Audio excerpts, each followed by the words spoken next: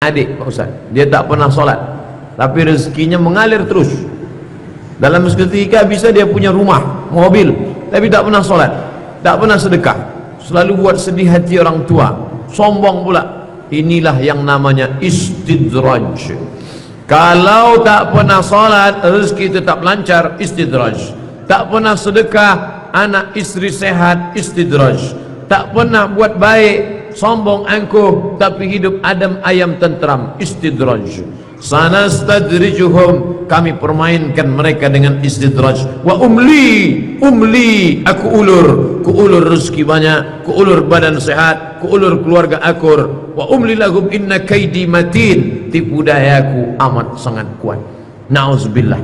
Adapun orang yang solat rajin sakit-sakitan, saya Pak Ustaz dulu sebelum pengajian ini tenang-tenang aja hidup saya. Begitu pengajian pulang sendallah hilang, helm lah lupa menelungkupkannya, keluar penuh kena air hujan.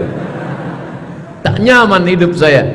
Ma asaba min musibatin ma yusibul mu'min min nasabin wala wasabin wala saqamin wala syaukin. Susah hati, gundah gulana, galau, sakit, tertusuk duri, illa kaffarallahu anhu biha sayyi'atuh. Sebenarnya Allah ingin membersihkan engkau sebersih-bersihnya. Maka tak ada cara lain kecuali husnuzan kepada Allah Subhanahu wa taala. Adapun kawan sahabat yang sedang kena istidraj ini, itu mesti kita sampaikan. Alah ente capek-capek solat, hidup ente pun Senin Kamis, kata dia. Aku tak pernah aku solat, nampaknya Tuhan sudah lupa ni, katanya. Nampaknya malaikat sudah salah alamat ngasih rezeki ini, kata dia, mengejek. Maka kita tetap sampaikan kepada dia, tetap sampaikan semampu kita, karena kalau tidak dia makin jauh, makin jauh, makin jauh, makin jauh. Innallaha la yumli lizalim. Allah sengaja mengulur kepada orang zalim ini, hatta idza aqadhahu lam yuflithu, sampai ketika masanya tiba Allah menarik dia, menghukumnya tanpa tending aling-aling, langsung lagi. Na'udzubillah. Kenapa Allah membuat ini sama dia? Kalau begitu Tuhan itu jahat. Na'udzubillah. Subhanallah ta'ala amma yusyrikun, subhanallah ta'ala amma yasifun. Allah buat macam ini karena dia fasik. Yudhillu bihi katsira, Allah menyesatkan orang banyak. Wa yahdi bihi katsira, Allah memberikan hidayah pada orang banyak. Loh, dia termasuk yang yudhil, disesatkan Allah. Kenapa dia disesatkan Allah? Wa ma yudhillu bihi illal fasiqin, karena dia fasik. Ceramah tak mau dia dengar, ustaz sudah banyak tak mau dia, Al-Quran sudah diturunkan dia tak peduli, tetap dengan kefasikannya, disesatkan Allah sekalian. Na'udzubillah. Apakah orang Islam yang pernah murtad harus disyahadatkan lagi? Ya. Innalladzina amanu, beriman, thumma kafaru, murtad, thumma amanu, masuk Islam lagi, thumma kafaru, murtad lagi, thumma zdadu kufran, 3 kali murtad, lan tuqbala taubatuhum, maka tak diterima. Game is over, selesai, habis. Maka kalau dia masuk Islam, maka dia harus bersyahadat balik. Asyhadu, disaksikan orang banyak, asyhadu an la ilaha illallah wa asyhadu anna muhammadan rasulullah. Orang ini pernah murtad tapi telah kembali ke dalam Islam lagi, insya Allah sudah taubat nasuha, kita terima dia. Berapa tuh artis-artis yang dulu nikah sama perempuan non muslim, murtad dia, lalu kemudian setelah pisah dia dengan perempuan tuh balik dia masuk Islam, bersyahadat dia, nikah dia dengan perempuan yang muslimah baru, diterima Allah Subhanahu wa taala. Kalau lupa membayar zakat fitrah, apa yang harus kita lakukan? Kalau khatib sudah naik ke atas mimbar, fa innaha shadaqatun minas shadaqat, dia hanya sedekah biasa saja, tidak dihitung lagi sebagai zakat fitrah. Jadi apa yang bisa dilakukan? Tetap bersedekah dan beristighfar, minta ampun kepada Allah. Jangan diulang lagi akan datang. Begitu panjang waktu kok tak bayar zakat fitrah. Dari mulai 1 Ramadan sudah bisa bayar zakat fitrah sampai khatib naik mimbar. Besok ke besok. Tak ada alasan untuk tak bayar zakat fitrah. Tapi yang sudah terlanjur apa boleh buat? Maka bersedekah dan banyak-banyak beristighfar, minta ampun kepada Allah. Wa asbi'is sayyi'atal hasanata, iringilah perbuatan yang tak baik dulu jahiliyah kafir, hasanah dengan perbuatan yang baik, tamhuha, mudah-mudahan bisa menghapus dosa yang silap salah. Saya menyukai seorang akhwat, dan kata teman saya dia pun suka juga kepada saya, dan dia punya pacar non muslim. Akhwat itu punya pacar non muslim. Kalau teman saya harus menyelamatkannya, apakah termasuk jihad? Ini entah bertanya entah minta dalil, karena mencegahnya daripada murtad Pak Ustaz. Man ra'a minkum mungkaran, siapa di antara kamu melihat kemungkaran, falyughayyirhu biyadihi, robah dengan tangan. Ini mungkar nih, ini tak lama lagi perempuan ini murtad nih, diajak dikasih macam-macam murtad, maka ini harus diselamatkan. Antum selamatkan, kalau tak antum selamatkan, saya nyelamatkan nanti. Lah, bercanda. Tapi tentu dengan cara-cara yang syar'i, yang islami. Kalau sholat jamaah kita sebagai makmum, sebelum sholat shaf lurus rapat, tapi ada makmum malah membuat jarak. Bagaimana seharusnya Pak Ustadz?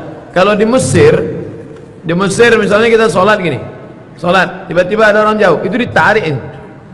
Orang Mesir itu biasa narik. Nah, di sini jangan coba, tarilah kalau tak gitu. Kenapa?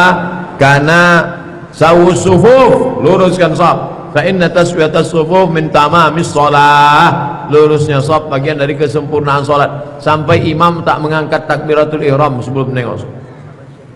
Dua guna imam menengok ke belakang. Pertama, menengok shaf rapat dan lurus. Yang kedua, menengok keadaan makmum. Kalau banyak orang tua jangan ayatnya panjang-panjang. Itu gunanya tengok. Oh, atu gitu dia.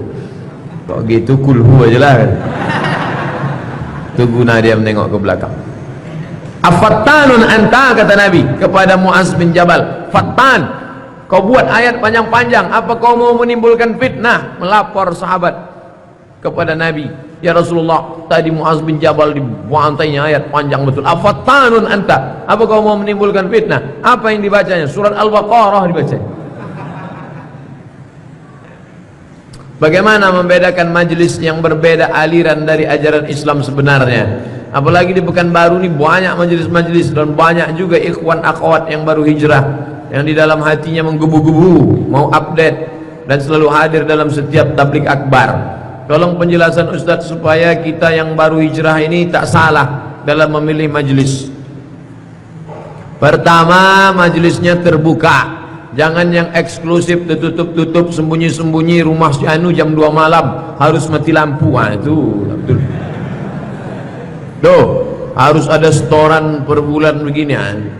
Yang kedua, cirinya kata Majelis Ulama Indonesia, tidak mengingkari rukun iman dan rukun Islam. Syahadat, salat, zakat, puasa, haji. Beriman kepada Allah wa malaikatihi wa kutubihi wa rusulihi wal yawmil akhir wa biqadri khairihi wa syarrihi. Kalau ada sesuatu yang meragukan, tanya Ustaz. Silakan makan obat ini. Bila 3 hari flu tak hilang, konsultasikan ke dokter, kan begitu. Ikuti kajian ini, ikuti. Kalau ada yang meragukan, datang ke Dr. Mawardi.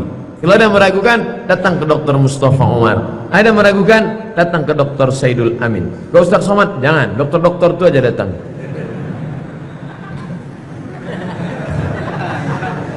Ustaz, bagaimana supaya kita selalu bersyukur dan kehidupan yang kita rasa tak enak menjalaninya, tapi bagi orang lain, unzur ila man huwa asfala minka.